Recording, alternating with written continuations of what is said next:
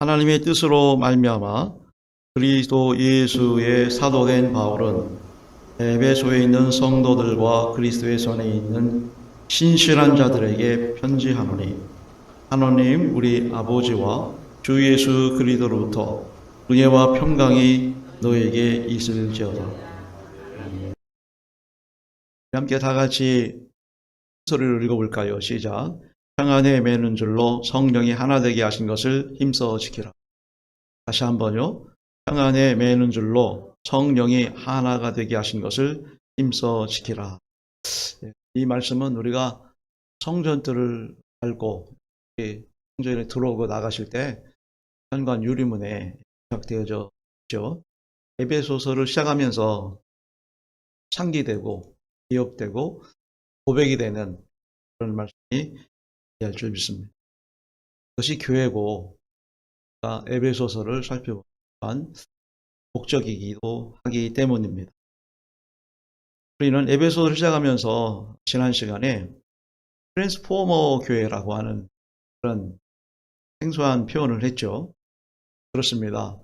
성도 한 분 한 분이 다 달란트가 있고 은사가 있습니다. 그 기능들이, 역할들이 교회라고 하는 그리스도의 몸을 통하여서 합체되고 이루어질 때 강력한 무엇으로부터 구원해내고 어떤 것부터 막아낼 수 있는 능력이 있기 때문에 교회는 반드시 트랜스포머 한 분 한 분이 모아주고 모아져서 교회를 이룬다고 하는 의미가 여기에 있음을 있습니다. 그렇습니다. 세상에서는 지금 코로나 팬데믹 시대를 맞이했다고 해서 교회가 위기에 직면했다라고 이렇게 하고 있습니다. 그래요. 우리가 모이는 교회, 또 보여지는 교회는 그야말로 아주 심각한 타격을 입었다 있습니다. 하지만 교회는 모이는 교회와 보이는 교회만 존재하는 것이 아니라고 말씀을 드립니다. 모이는 교회보다 더 강력하고 힘이 있는 흩어지는 교회가 있고요. 또 보이는 교회보다 더 능력 있고 저력 있는 보이지 않는 그런 교회가 있기 때문입니다. 그래서 지난 시간에 무슨 중요성을 말씀드렸죠? 다 같이 소그룹의 중요성. 소그룹의 중요성. 그래서 구역장의 역할이 굉장히 중요하다. 예배를 이렇게 모여서 집례하고 설교하고 성도를 관리하는 것은 담임 목사가 하지만 그래도 이 구역의 작은 소그룹들을 담임 목사의 심정으로 여러분들이 같이 역할을 해줘야만이, 돌봐줘야만이 강한 그야말로 트랜스포머, 지체 여러분들이 연합해서 상합해서 하나가 된 역사가 있기 때문에 이럴 때일수록에 아마 여러분들이 소그룹이 얼마나 참 중요한가 하는 것을 그렇습니다. 보이지 못하지 않습니까? 비대면이라고 하는 말, 익숙하지 않습니까? 더군다나 지금 우리는 사회적 거리두기 4단계라고 강화 단계에서 예배드리기 때문에 정상으로 예배가 드려지고 이렇게 또 현장에 정부가 하라는 그런 인원에 맞춰서 드려지지만 또 이 진정한 관리는 여러분 한 분이 이 구역장이나 교사들이 역할을 해줘야만이 아주 힘이 있는 능력이 있는 될 수 있다고 하는 말씀을 그렇습니다. 우리가 교회 내에 되어지는 모든 일들이 또 우리 성도들이 당하는 모든 일들이 행복한 일이야? 아니야. 불행한 일이야? 그럴 수도 있죠. 좋은 일이고 나쁜 일일 수도 있지만 우리가 이 통합해서 전반적으로 우리가 답을 내릴 수 있는 것은 바로 하나님의 뜻입니다. 꼭 어려운 일을 당해도 하나님 뜻입니다. 반드시 하나님은 어떤 하나님? 우리를 테스트 하나님. 악한 이 악령은 우리를 어떤 악령? 마귀는 우리를 템플테이션, 우리를 유혹합니다. 그런 하나님은 우리를 시험하십니다. 지금보다 더 큰 은혜를 주시려고 용량과 함량을 키우시라고 잠시 어려움도 주시고 아픔도 주십니다. 그래서 신앙은 또한 인내라고 할 수 있습니다. 참는 것이라고 말씀을 드릴 수가 있습니다. 그래서 지금의 아픔이나 고통도 하나님의 뜻이다. 하나님은 질병도 가져다 주십니다. 어렵게도 하시고 아프게도 하십니다. 내가 전혀 원치 않은 일을 우리 하나님은 거행하십니다.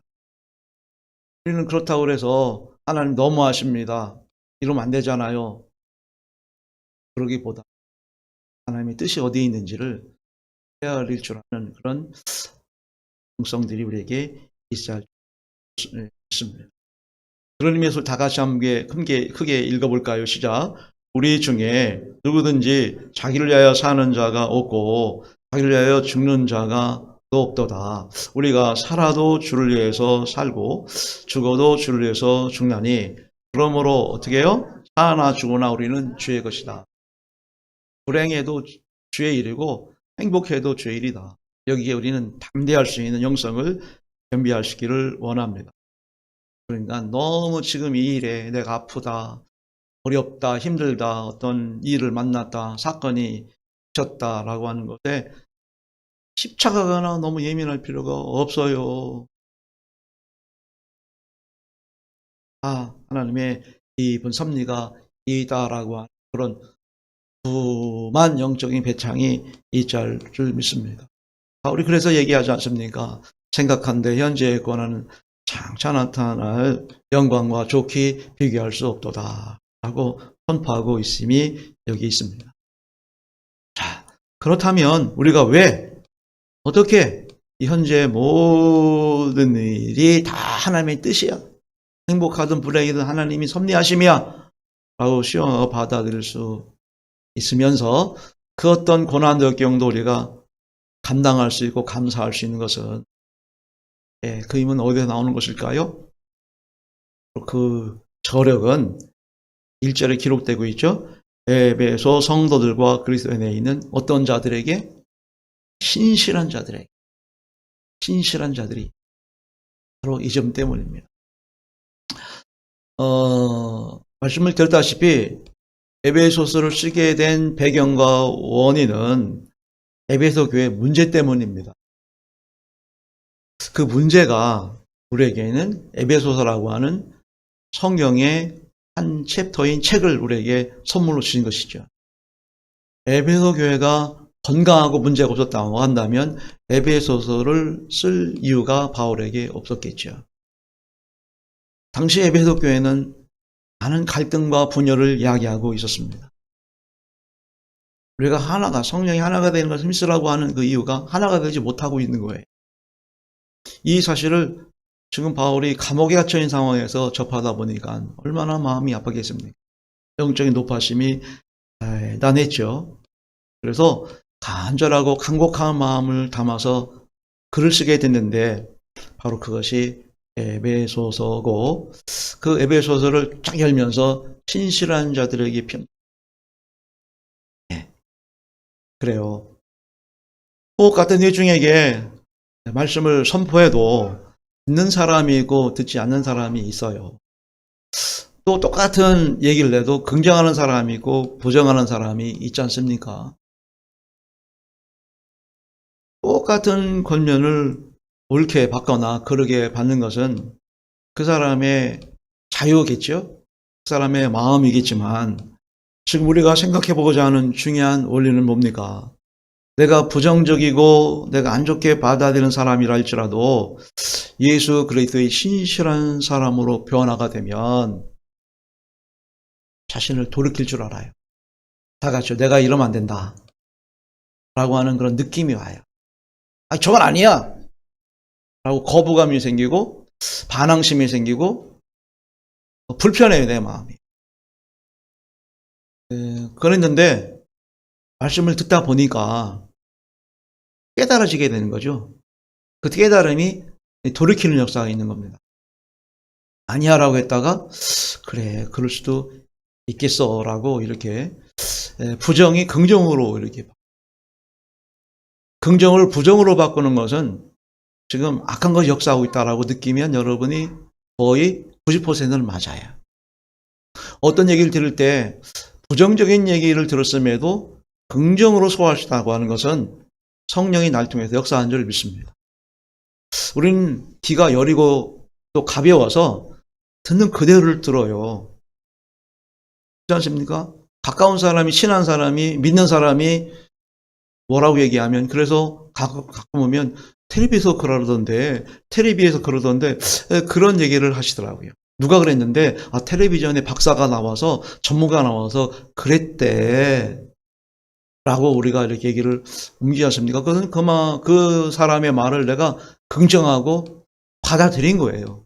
그러니까 내 말이 은연중에 그런 표현을 하고 있는 것이죠. 그러하듯 어떠한 얘기를 우리가 수용할 수 있고 이거를 잘 흡인해서 좋게 말할 수 있다고 하는 것은 성령이 내주 교통하심으로 역사하시다는 증거인 줄 믿습니다. 그를 가리켜서 뭐라고요? 신실하다고 얘기하는 겁니다. 신실한 사람들은 불의에 한가하지 않습니다. 신실한 사람들은 정의에 앞장섭니다. 신실한 사람들은 사실이 사실임을 입증할 수 있는 그런 담대함이 있음을 봅니다.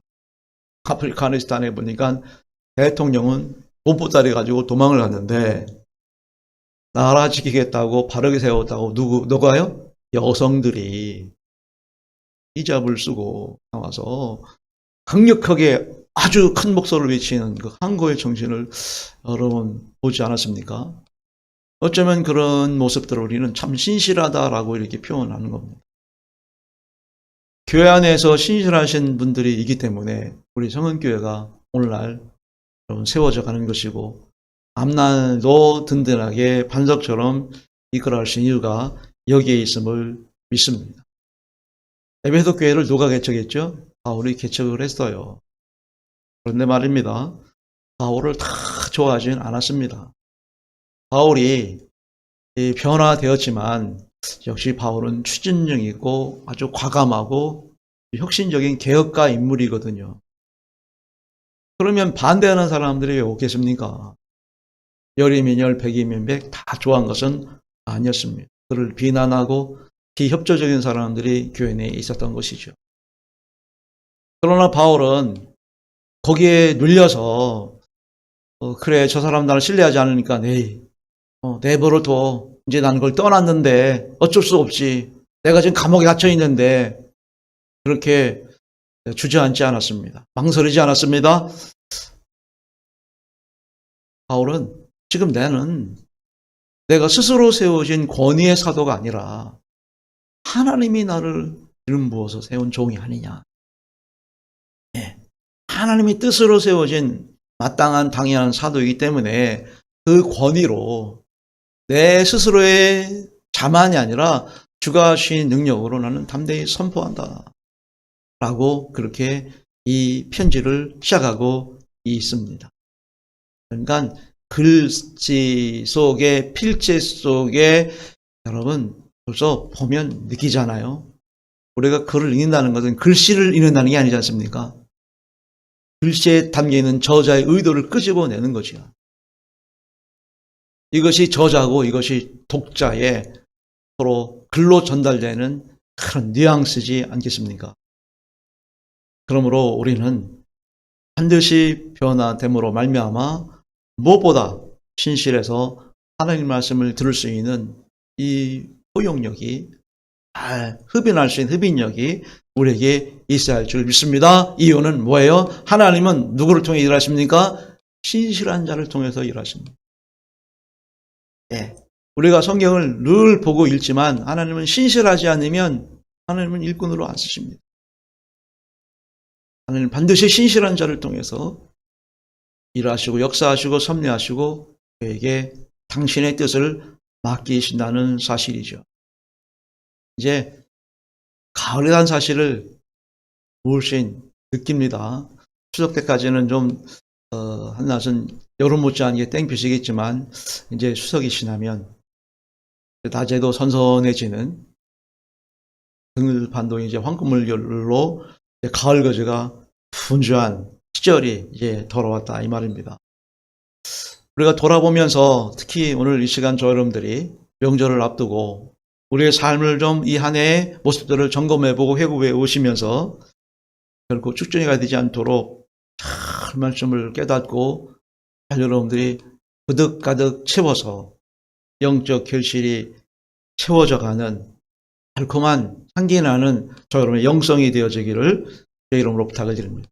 한 20분들이 지금 오늘 참석하셨는데 좀 돌아보시면서 눈이 서로 다 부딪히면 속으로 당신 우리 교회 신실한 분이라고 한다면 바로 당신이십니다 라고 서로 눈인사 한번 하시죠. 예, 그렇습니다. 우리 교회 신실한 분, 하나님 일꾼, 하나님 필요하신 분, 예, 바로 오늘 여기 계신 여러분 모두인 줄 믿습니다.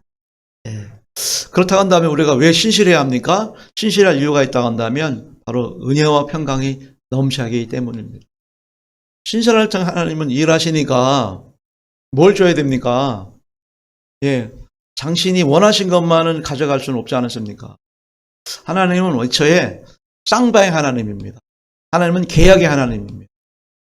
너희들 나를 잘 섬기면 나 너희들에게 이렇게 하겠다 라고 하는 그런 약속입니다. 하나님 일방적으로 무조건 복종해, 순종해, 따라와 아닙니다. 나를 따라오면, 십자가 지면, 복음을 전하면 그게 반드시 보상이 있고 상급이 있어요. 보상해 주시고 상급해 주신 하나님인 줄 믿습니다. 그렇기 때문에 우리를 쓰시려면 뭘로 쓰셔요? 은혜와 평강입니다. 삼손을 쓰시고자 하신 것은, 그래서 없는 삼손을 태어나게 하시고 그를 통해 일하신 것은 그에게 은혜를 주시고 영광이 임재했기 때문이죠. 그 힘 가지고 삼손 나가서 적을 무찌르고 백성들을 이끄는 그런 일꾼이 우리는 하나의 모델로 보이지 않습니까? 역시 마찬가지죠. 우리는 신실하면 우리 하나님은 은혜와 평강을 주신다고 지금 바울은 우리에게 이 에베소를 열면서 말씀하고 있습니다. 그래요. 은혜와 평강이 늘 충만합니다. 신실해야. 신실한 자는 하나님 은혜와 이 평강이 충만하지 않으면 힘들 수가 없는 거예요. 막 불안합니다. 새벽기도 나와서 내가 은혜의 섭리하심과 우리 주님의 평강 인도하심을 느껴야만이 사는 것 같아요. 아니 우리가 돈심으로 삽니까? 팥심으로 삽니까? 뭐 친구들과 어울려서 짝짝꿍하면서, 그것도 젊었을 때지. 60이 넘어야 친구가 생긴다면서요. 60 전에는 친구가 아니랍니다. 적어도 들은 얘기인데 그냥 경쟁 상대고 서로 필요의 상대고, 내가 심심하니까 내 심심함을 달래줄 수 있는 그런 친구로 해서 뭐 실친구도 부르고 세상 친구도 부르고 그리고 어디 놀이도 가고 하지만, 이제 인생이 이제 60을 넘어서부터면 이제 쓸데없는 친구들은 다 불필요해요. 오히려 근력도 안 따라주고요. 만나봐야 손해만 보는 것 같아. 내 얘기보다도 들어줘야 할 그런 일들이 많다 보니까 많은 것들을 정리하고, 그때 그 대선배분이 60 넘어서 가까이 하는 분들 만나는 분이 진짜 친구라고 그렇게 얘기하시더라고요. 여러분, 우리는 은혜와 평강이 있어야 정말 살만 나는 인생의 진가가 거기에 있음을 믿습니다. 돈맛이나 밥맛이나 세상 맛 가지고는 우리가, 내가 근력 있을 때, 내가 체력 있을 때 막 어디 가도 안 지치고, 잠을 좀 안 자도 한 끼 안 먹어도 거뜬할 때, 그때는 우리가 좀 그럴 수 있다 손치더라도, 이쯤 되다 보니 조금만 하면 피곤하고 한 끼만 굶어도 세 끼를 안 먹은 것 같고 근력 달리고 힘 붙이고, 여러분 그럴수록 우리에게 필요한 것은 영역입니다. 체력이 딸리면 영역으로 우리가 버팅겨야 되지 않겠습니까? 남은 생애를. 그러기에 여러분, 이 은혜와 평강으로 영역과 영성이 충만하기를 주님으로 축원합니다. 그것 가지고 우리가 주님 오실 그날까지, 주님 부름받은 그 순간까지 견뎌내며 이겨내는 거예요. 하루가 다르잖아요. 가을을 맞이했는데 작년 가을하고 올 가을하고 여러분 몸이 달라지다는 것을 못 느낀다면 아직도 젊은 시거겠지만 다르네. 작년과 다르네라고 느낀다면 체력이 다운되고 그럼 뭘로 채워야 됩니까? 그 빈자리를 기도의 자리로, 예배의 자리로, 눈물의 자리로 채워져가는 그런 영적 사기가 충천해가는 우리 무도가 되어야 할 줄 믿습니다. 이 편지를 쓰는 바울은 경험자입니다. 간증입니다. 바울의 고백이기도 합니다. 바울은 결코 신실한 자가 아니었음을 알지 않습니까? 오히려 신실한 자들을 잡아 죽이기에 앞장섰던 폭군이었습니다.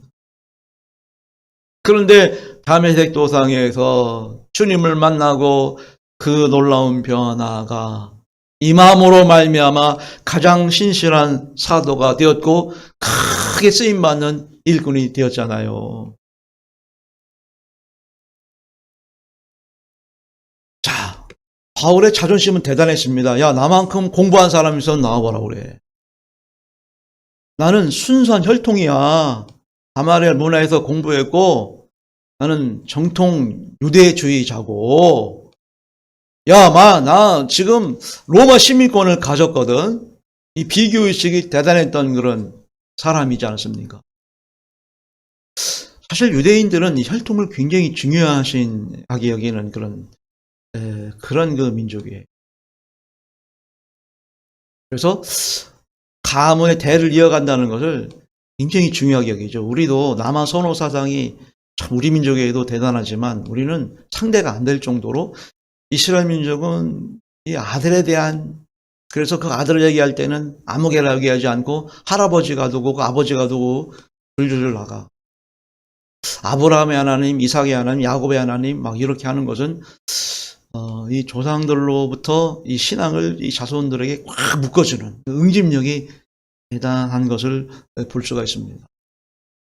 그러니까 이제 이 바울이 아무나 자기 후계자를 세웠겠습니까? 아무리 은혜가 있고 아무리 능력이 있고 아무리 대단한 사도라 할지라도 나보다 낫고 나보다 더 좀 잘 인수인계 해주고 나보다 더 능력 있는 그런 사람을 후계자로 세워져야 되는 것이 아니겠습니까? 바울이라고 한다면 그렇죠? 바울이라고는 자존심, 바울이라고는 인물을 보면 충분히 그럴 수 있어요. 그만큼 배경이 좋아요. 가진 게 없습니까? 배운 게 없습니까? 예? 사이즈가 안 됩니까? 그래서 그만한 깜냥을 감당하려면 그만한 일꾼을 후계자로 세워야 되는데 그러지 않고 여기 고린도전서 4장 17절에 보니까 어떻게 해요? 디모데. 예. 지금 오타가 나왔네. 이모데가 나오라고. 디모데. 이 디모데라고 하는 이 친구는 반쪽 유대인입니다. 어머니는 유대인인데 아버지는 이방인이에요. 그러니까 순수한 혈통이 아니죠. 그런데 이 유대 사회는 그 목의 사이는 아니지만 그 어머니의 중요성을 굉장히 얘기합니다. 이게 교육적으로 어머니가 유대인이면 남편이 뭐 어떤 사람을 만난다 할지라도 유대인으로 이렇게 인정해주는 그런 그 풍습이 있어요. 이방인 남자를 만나서 낳은 아들이 이 디모데예요.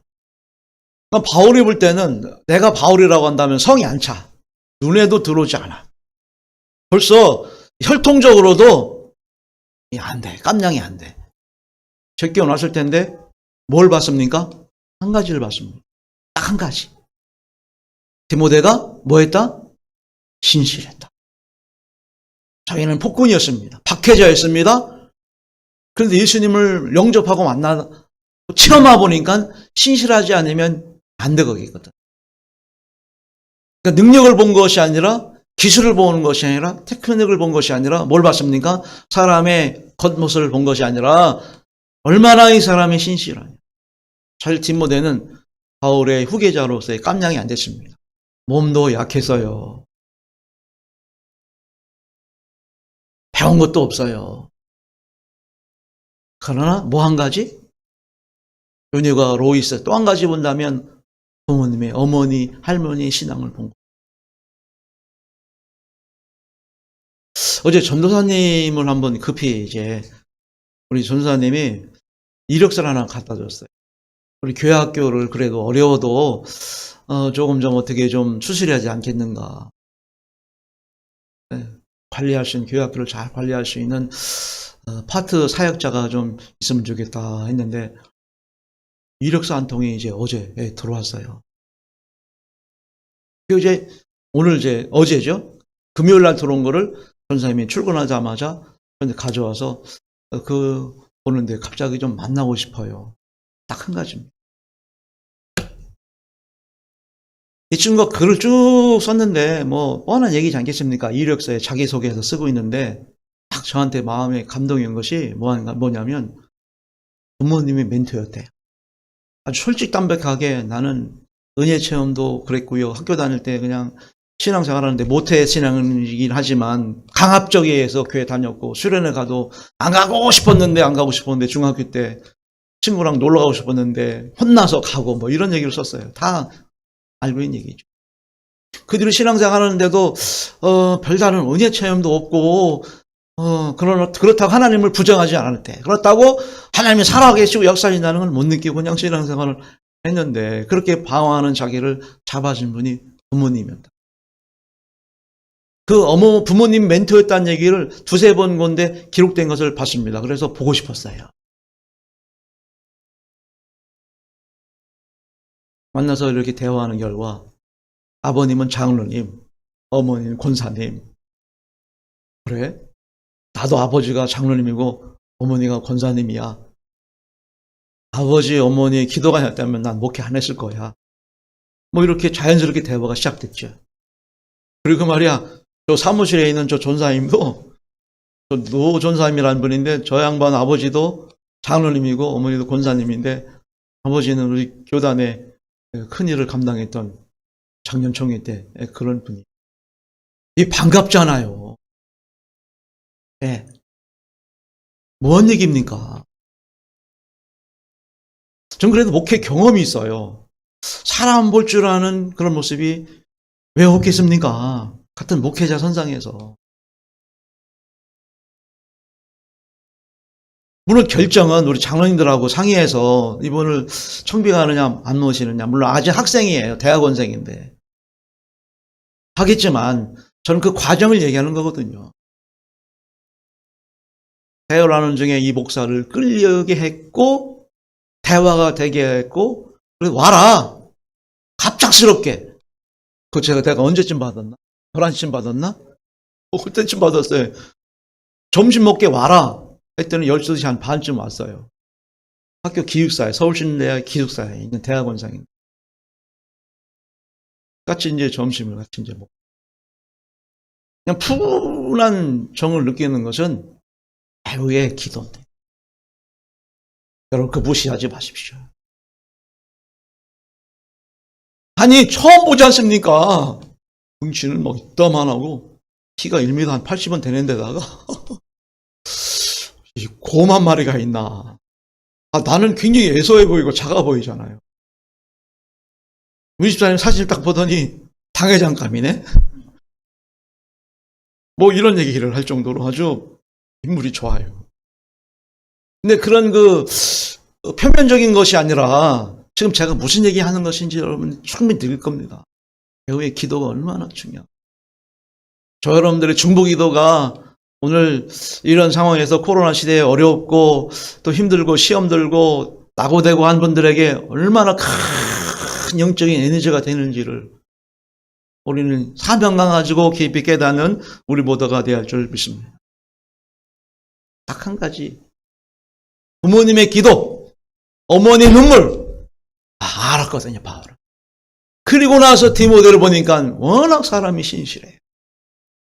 그래서 유약하지만, 병약하지만, 모자라지만, 배운 것도 짧고, 능력대로로 부족하지만, 그를 당신의 아들처럼 후계자로 인정했다는 사실이 여기에 있음을 믿습니다. 여러분, 신실하다고 하는 걸 국어 사전에 찾아보면 믿음성이 있고 진실하다, 순수하다 이렇게 기록되고 있는데, 우리가 말하는 신실하다고 하는 국어 사전적인 표현 가지고는 부족해요. 말로 형용할 수 없는 무한한 에너지와 은혜가 신실하다 한 속에 담겨 있음을 믿습니다. 여러분, 직접 하나님을 대면하시든 기도로 성령의 충만함을 느끼시든 여러분 신유의 경험은 하나님의 살아계신 역사하심들을 여러분들 직접 영감으로 확 느끼셔서 여러분만의 언어로 여러분의 표현들로 하나님이 이렇게 역사하신다는 것을 말할 수 있는 각자의 간증들이 있기를 주님으로 축원합니다. 새롭게 하셔서 보고 옮기기만 하지 마시고요. 누가 이랬다더라 저랬다더라 은혜 받았다더라 간접적으로만 얘기하지 마시고요. 직접적으로 하나님이 나를 통하여 어떻게 역사하시는지 그 어마어마한 감동과 말할 수 없는 은혜와 이 신명없이 역사하시를 이걸 어떻게 이 글자로 문자로 표현할 수 있겠냐고요. 표현할 수 없는. 그러니까 사랑은 말로 할 수가 없는 거예요. 이 필링을 어떻게 이거를 이 글로 표현한다면 문학적인 차질이 있는 것이죠. 대단한 능력이 이렇게 있는 그쪽 분야에 이렇게 있다고 볼 수가 있습니다. 아무튼 형언할 수 없는 하나님의 손길이요 터치하심과 역사하심과 축복하심과 섭리하심을 누릴 수 있는 이것이 바로 은혜와 평강이라는 것을 우리가 깊이 깨달을 수 있는 그런 되기를 원합니다. 그래야 우리는 교회의 일꾼이 되는 것이고요. 또 주님의 증인이 되는 것이죠. 늘 드리는 말씀이 있습니다만 힘이 되어주는 그런 경우와 힘을 들게 하는 그런 경우가 있습니다. 교회와 교인이라고 한다면 서로가 서로에게 힘이 되어주는 것이 교회입니다. 나라가 혹 교회를 핍박하고 박해한다 할지라도 우리는 그런 나라를 끌어안고 기도하는 것이 교회입니다. 왜냐하면 힘이 되어줘야 되기 때문에. 세계를 끌어안고 우리는 중보 기도해야 할 이유가 여기에 있음을 믿습니다. 제가 우리 전도사님 그 또래 정도 됐을 때 예수원을 가끔 자주 방문했습니다. 강원도 태백에 있는 예수원입니다. 정오 12시가 되면 대도라고 하는 그런 기도 시간인데 그 대도 기도 시간에 보면은 전국에 아니 전 세계 아프리카 뭐 동남아 뭐 남미 유럽 기도 제목들이 올라와요. 그런데 우리 한국 사람들 뭐 동포들 그런 사람들이 이렇게 기도 제목을 놓는 것이 아니라 정말 생명부지죠. 유럽 어디 동구권의 어느 한 가정 현지인이죠. 그런 사람의 가정의 소소한 이야기들이 아니 강원도 태백에서 기도 제목을 올린다니까요. 물론 누군가가 이렇게 전해주고 보내줘서 메일 같은 걸 보내줘서 기도 제목을 모아서 뭐 북한 아프리카 뭐 어디에 어느 한 자매가 있는데 지금 출산으로 인해서 지금 아주 난산을 경험하고 있으니까 건강한 태아가 되게 해서 기도합시다. 기도하면 또 다른 기도 제목이 부어지는 것이 매일 난 12시에 전 세계를 끌어안고 기도하는 것이 강원도 태백 예수원에서 있었던 일을 말하죠. 여러분 그렇게 세계를 끌어안고 우리 교회와 가정을 끌어안고 중보의 열정으로 기도하심으로 서로가 서로의 힘이 되어주는 우리 보다가 되기를 소망합니다. 우리 하나님 말씀을 읽고 기도합니다. 내가 사람의 방언과 천사의 말할지라도 사랑이 없으면 소리나는 구리와 울리는 꽹과리가 되고 내가 예언하는 능력이 있고 모든 비밀과 무엇인지 알고 또 산 옮길 만한 모든 믿음이 있을지라도 사랑이 없으면 내가 아무것도 아니에요. 내가 내게 있는 모든 것으로 의지하고 또 내 몸을 불사르게 내줄지라도 사랑이 없으면 내게 아무 유익이 없느니라. 아멘.